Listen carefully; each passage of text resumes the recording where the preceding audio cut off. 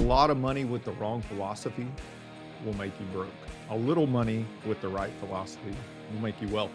A lot of money with the right philosophy will make you elite. You're recognizing that, yes, I'm going to put in extra hours right now, but I'm putting in extra hours with clarity on what it's going to create and how it's going to create it and the life it's going to give you way quicker than the other option, which was take a lifestyle cut. Is to connect with people that are also interested in making money. A rising tide floats all boats. You know, there's a networking system with like-minded people is one of the best ways to accelerate financial growth. Welcome to the Cashflow Legendz podcast with your hosts Nate, Brandon, and Brock. Remember, our insights are not direct financial advice, so consult with your financial team before making any decisions based on the topics discussed in this show.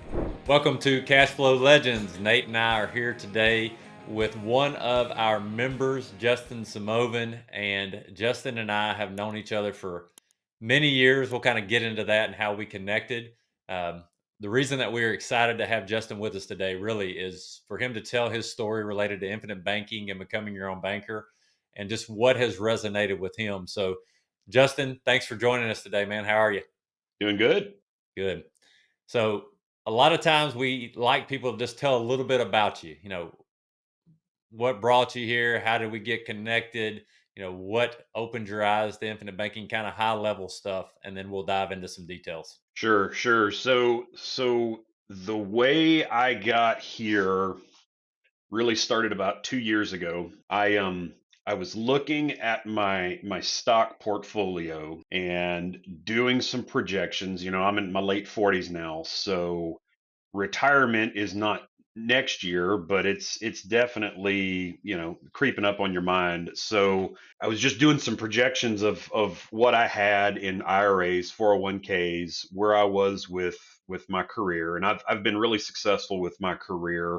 I've got a really good job right now that matches 401k contributions dollar for dollar up to 6%, which is well above the industry standard. But I was still coming up short. The math, the projections told me I was going to have to take a lifestyle cut if I wanted to retire early 60s. And that's what I want to do. I don't want to work like some people. I mean, I'll always work, but I didn't want to work at a W-2 job into my late 60s, 70s.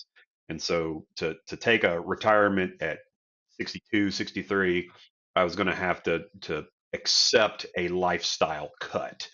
And that wasn't sitting well with me. So I started doing some research, trying to figure out some alternatives, if there were any alternatives. And I looked for a long time at a lot of different things.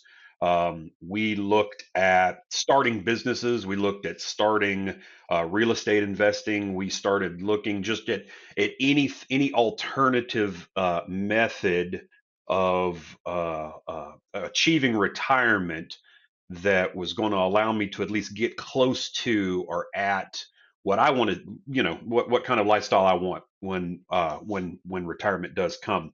And just reading, you know, absorbing information, I came across the infinite banking concept, and something in the back of my head, just, you know, a little ding went off. I said, I know somebody that does this. So that's when I immediately thought, you know, Brandon does this. I remember him telling me about it. Let me shoot him a text message and see what he thinks. And of course, that was after about a year of researching and trying to figure out what we wanted to do. That's when I contacted you last year.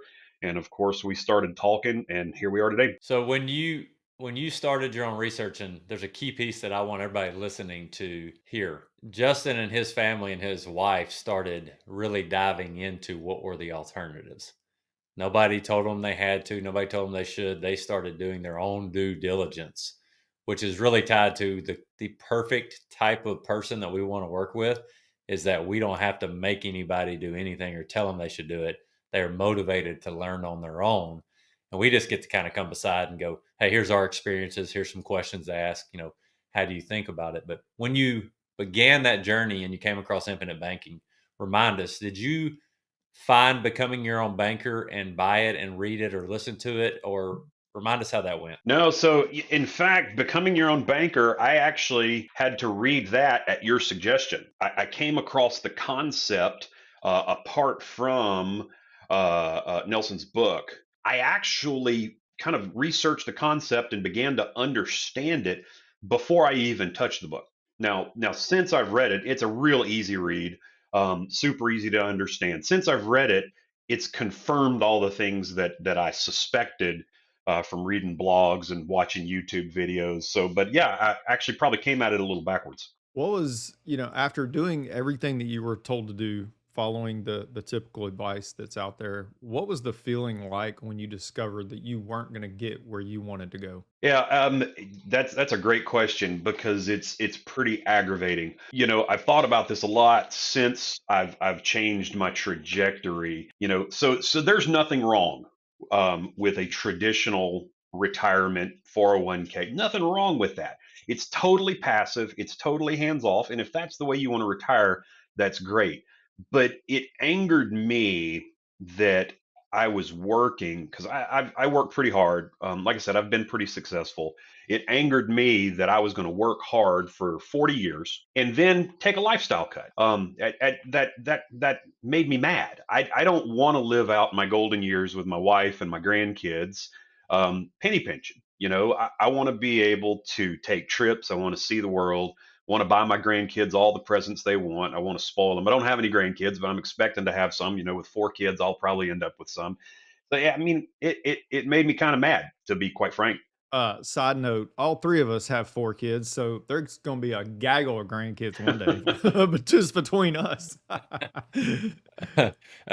So I'm thinking back on, so there's some key pieces here. When you read Becoming Your Own Banker, many of our mentors have said this, but Justin, you're proving this point. It says becoming your own banker.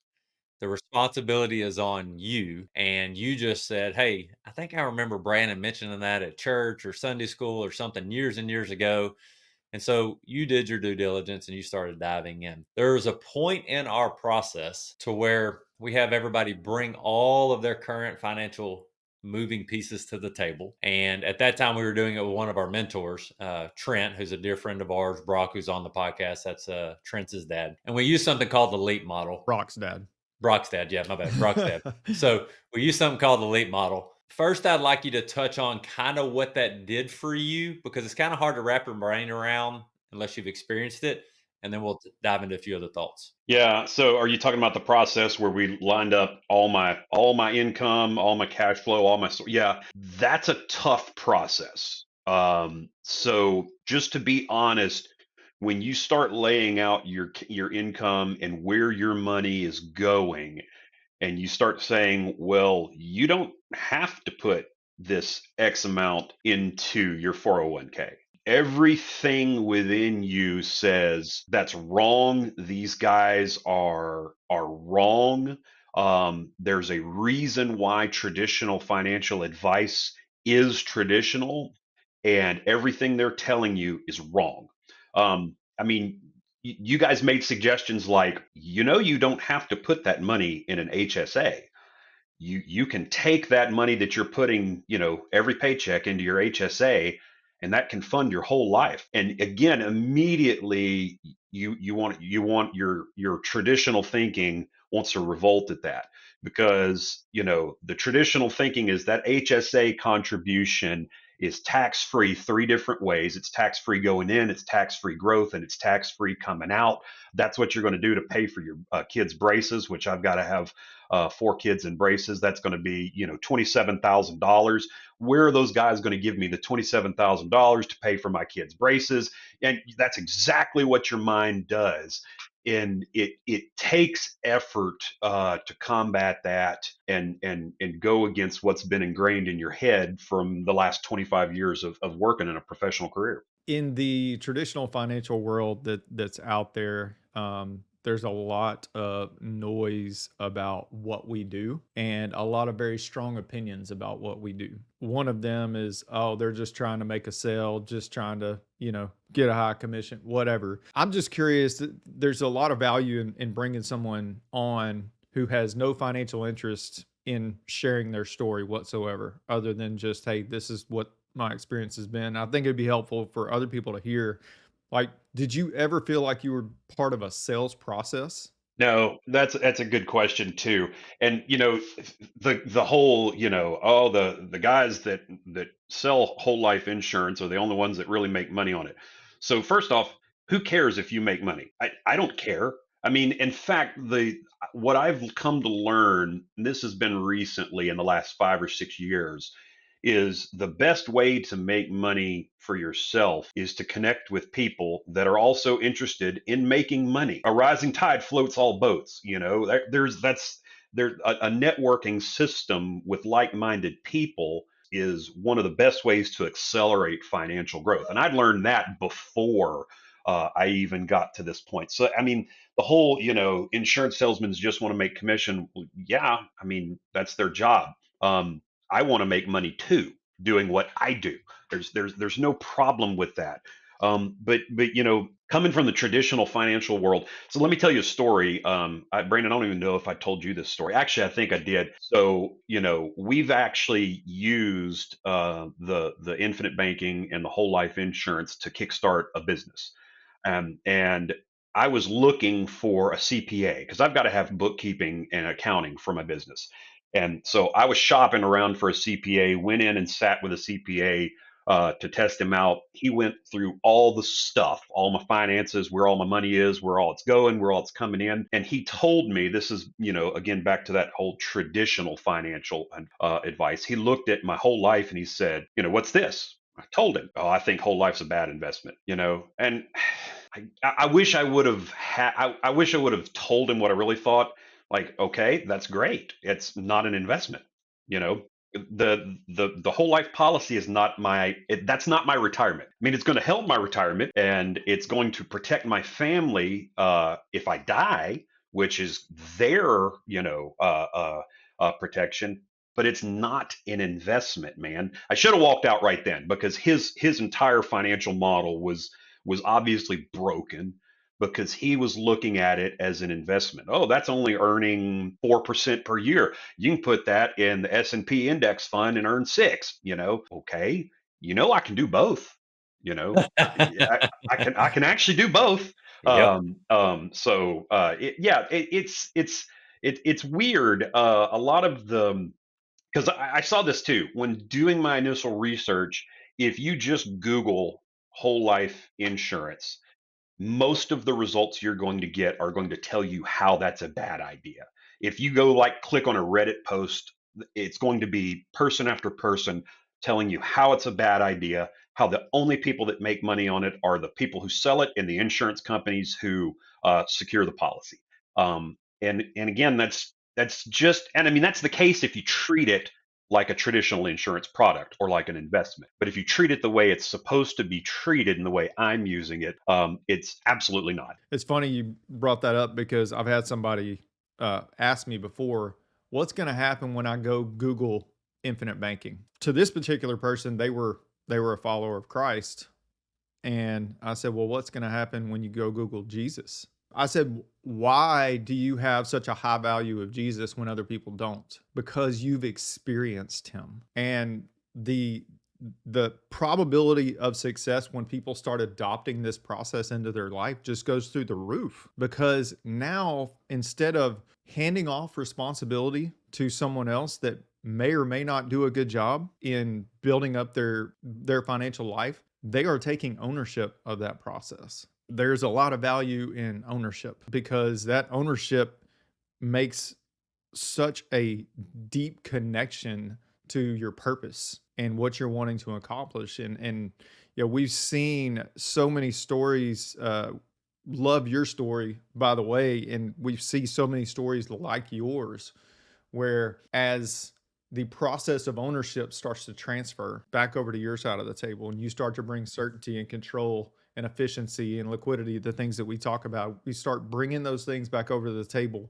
Your mind just starts to expand and you start to see possibilities you never saw before. Let's touch on that specifically. There was a key piece as we were going through the process and bringing all things to the table. And, Justin was saying, well, my money goes here, my money goes there. Here's the partner I have. Here's the rules of the game. And we started asking him questions. And there was a key piece in there where, because we do this daily, Trent made mention and I made mention, I think I said something like, hey, I could easily see you taking action with this process through this product of being in control of where you want to be in like 5 years or less. In other words, not having to do the thing that was frustrating you, reducing your lifestyle.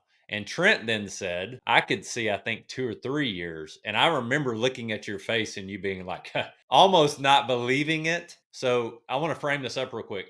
You have been doing this less than a year as far as having whole life policies, taking action on them. But the key piece is you and your family and your wife started taking action. And why don't you tell us, in less than a year, less than 6 months maybe, with the product itself and the process, where you are now and what you clearly see compared to that conversation less than a year ago? Yeah, a lot to unpack there. Initially, I'm thinking in my head, I need to find alternative to retirement so that I can retire at 62. Based on projections that I see now, I think I can quit my job in 5 years at 52. If I get really good and really lucky and the Lord blesses me, I might be able to quit in 3.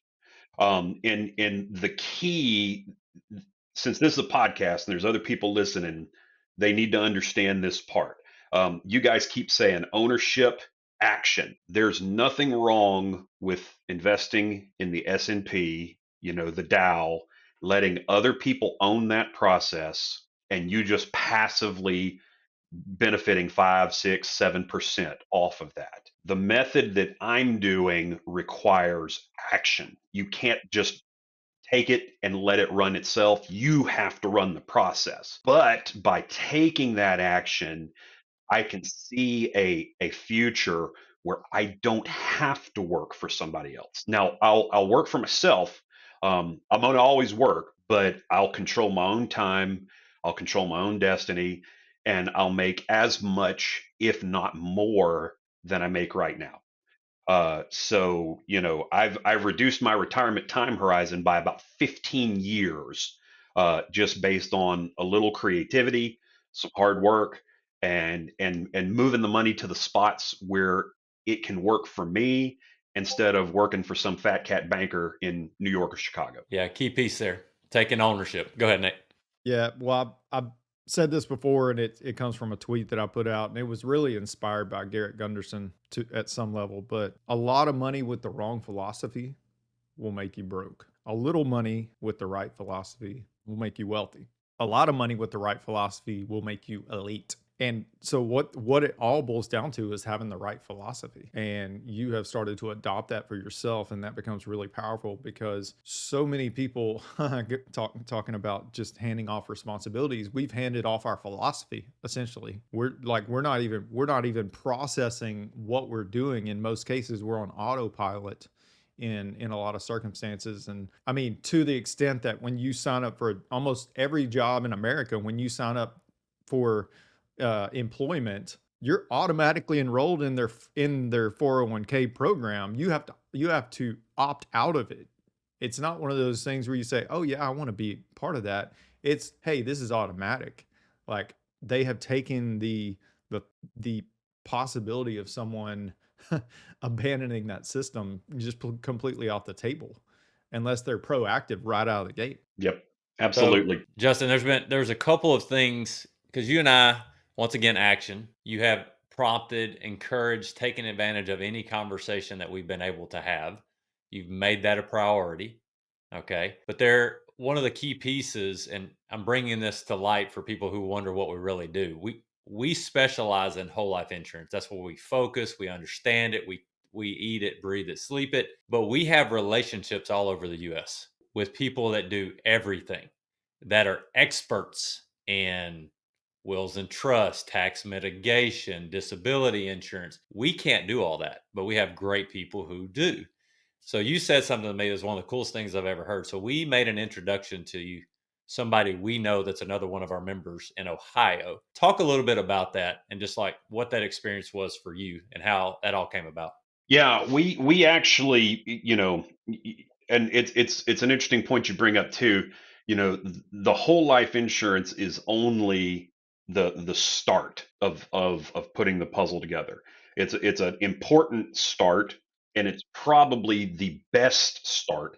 You know, could I do what I do with a home equity line of credit? I could, but there's so much more advantage to having that start, that core of the system in the whole life insurance, then why would I ever want to touch a home equity line of credit? Why would I ever want to go down and get a signature loan? The whole life core is the most advantageous way to start the system. But you're right, there's more to it. If you just go buy whole life insurance and expect it to all of a sudden make you rich, you're thinking about it wrong. You've got to then do something with that. And something critical too, for people listening to this, I'm working 16-hour days right now. That's key to the process. Is I'm working 8 hours for my boss, and then I'm working from after supper till 10, 11 o'clock at night for myself. I'm working for myself on the weekends. It's work, but again, the payoff is going to be well worth it. But yeah, you were able to. So we picked a business model. So we're going to use the core of the system to launch a business. And we have launched it. It's already been successful. The way we are defining success, and we had already picked the business model. I told you what that model was. You said, "Hey, I know somebody that's doing the same thing. Let me give you his number." I called him, and my very first call that I had with him, we were on the phone for an hour and a half. He just told me, here's what you need to think about, here's what you need to think about, here's what you need to do. Then he said, I've got some contacts. So boom, that network's expanding. One contact from you to this contact up in Ohio spread to multiple other contacts. And within a 2-month period, I've got a full network of people in this business space that I'm in that are compounding or accelerating my growth.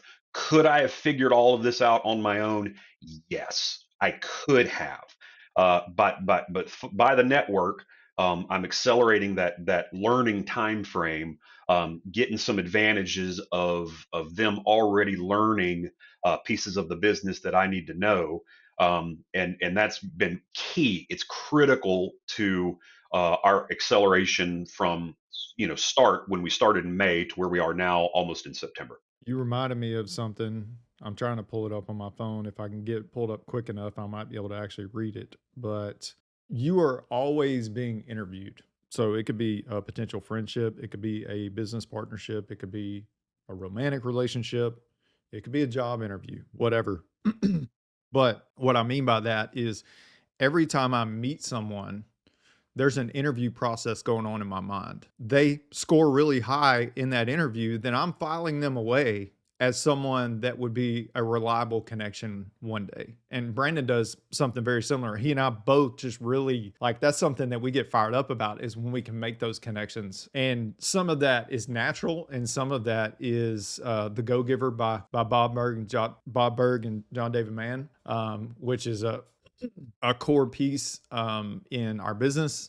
All of our team members read that book. I highly recommend it. So go check it out if you've never heard of it, The Go Giver. It's all about, just like we were talking about earlier, having the right philosophy.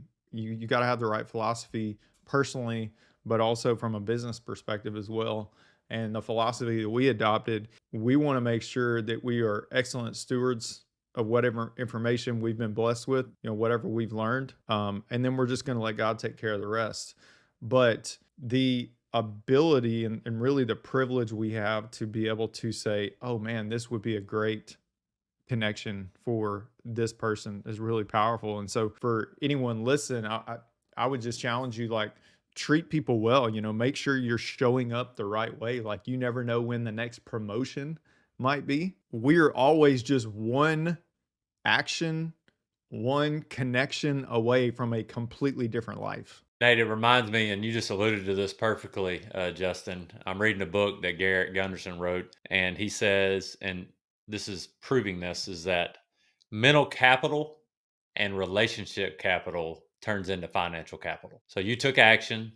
You started really figuring out what made, because you walked me through all the things y'all looked into. You're like, okay, whole life's going to be the heart, the turbo booster of everything else we're going to do.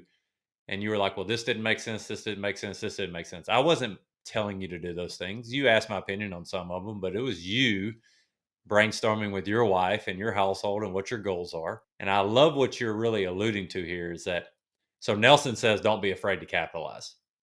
And that's a key concept. And he also says, rethink your thinking, think long term. You're recognizing that, yes, I'm going to put in extra hours right now, but I'm putting in extra hours with clarity on what it's going to create and how it's going to create it and the life it's going to give you way quicker than the other option, which was take a lifestyle cut.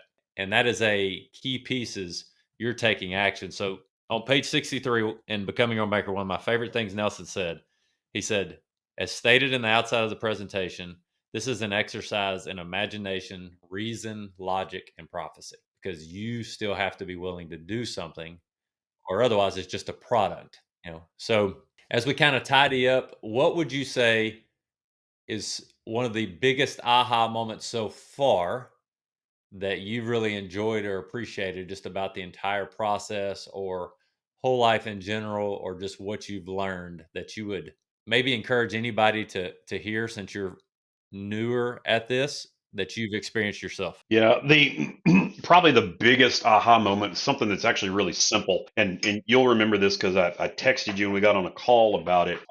Is the process of taking a policy loan and using that money on face value, it will not make any sense to a normal person because there's really no other product in any financial system that works like that. Quite honestly, I don't think most people will get it until they do their first policy loan. So and let me tell you why this is important, right? Because you mentioned taking action and being not being afraid to capitalize. The whole life policy makes it easier to not be afraid to capitalize because you see an opportunity. Hey, this opportunity is going to cost me $20,000. Okay, let's just pull that number out of the air. There's a couple of ways I can get that $20,000. I can pull it out of my bank account if I got it, put it on that opportunity, and if the opportunity fails, that 20,000 is gone. I can, even worse, go take a loan out of the bank. Get a signature loan, get a loan against an asset I own, like my house. And again, if that opportunity fails, then not only is that money gone, but I owe somebody that money. With my policy loan, I take a $20,000 policy loan. I don't even get a bill in the mail. They literally do not care. They send me $20,000. I use that money, and they charge me single digit percent interest to use that money. They don't send me a bill. They don't call me. Every once in a while, I'll maybe get a letter just says, "Hey, just a reminder. You've got this loan out. You can pay it now, or you can pay it next month, or you can pay it at the end of the year, or you can never pay it. We don't care." It's on face value, 99% of people were going to hear that and think to themselves, that's impossible. And you're going to have to take that first policy loan to take that first business or initiative or investment initiative, or you really hit that, like you said, aha moment. Like, okay, it does work like that. So that was the biggest light on for me. Is it literally just took calling Penn Mutual and saying, "Hey guys, I need a couple grand," and they, all right, be in your account next week. And there you go. Yeah, I remember that conversation. You're like, you regurgitated what you thought was occurring and you hit the nail on the head on everything. So you're telling me I can do this, this, and this with the loan feature, and this, and this will or won't happen? I'm like, yep, yep, yep. You're like, if everybody just understood the impact of that alone, which you just did a great job of talking through, is we always have to compare it to what? We have to compare it to something else. And so that's a good way of looking at it. Nate, you have any final thoughts or questions before we send us off? Well, I was just thinking about paying cash versus using a policy loan, and I kind of had this this picture in my head of like paying cash is almost like jumping in a pond. If you don't move your arms and your legs, where are you going? You're just going to be stuck there. But using a policy loan is like jumping in a river, a rushing river, because there's already energy. And if you jump in a river and you don't move your arms and your legs, you're moving, you know? So when it comes to paying cash, we lose the time and momentum on our dollars. So our money sort of slows down or just stops. It gets stagnant. But with a policy loan, there's constant pressure, there's momentum that is constantly going. So if we decide to save money back into our policy by the form of a policy loan repayment, because that's really what a policy loan repayment is. It's continuing the process of saving money, but you're just saving it now in an environment that has constant pressure on it, where you're jumping into the moving river instead of jumping into a stagnant pond. Justin, I know this is going to be a great benefit for our current members, anybody that comes across our podcast that has not heard of this before or is curious about this, and we really appreciate your time. I would like to have you back on maybe a year or so from now so we can really get an update on all the things you've taken action on, where that's put you. Are your timelines similar or have they sped up? I'm going to guess they're going to speed up closer to that 2 to 3 year mark based off all the things that I've seen you take action on that we've seen. But we really appreciate your time today, and thank you for sharing all the exciting things that you've done and the action you've taken. For sure. Anytime. All right, man.